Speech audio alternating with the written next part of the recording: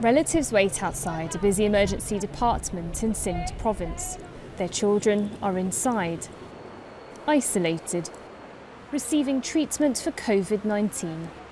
At least 930 children under the age of 10 have tested positive for the virus.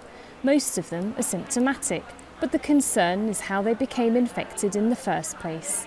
These are all local cases where the children probably have gotten this infection from some of their elders who had left the house, who had gone somewhere, or probably the family did not practice social distancing in a proper manner.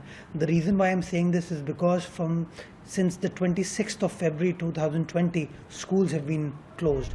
Despite the Pakistani government's advice to follow World Health Organization guidelines on social distancing, many people here are not. For some, it's not a choice. Most of the children that tested positive come from poor communities.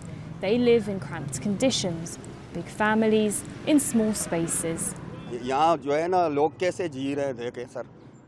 at the situation we're living in. It's all solid waste. The smell is everywhere. Meanwhile, the government is talking about hygiene and social distancing. How is that possible in a situation like this? And how can we keep our children safe?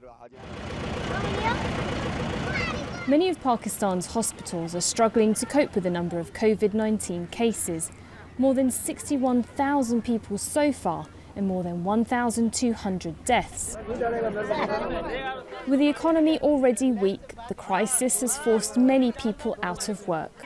The government projects 18 million job losses.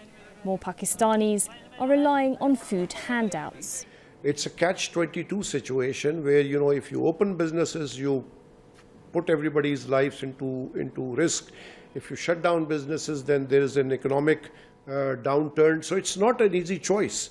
It's the choice between the devil and the deep sea, basically.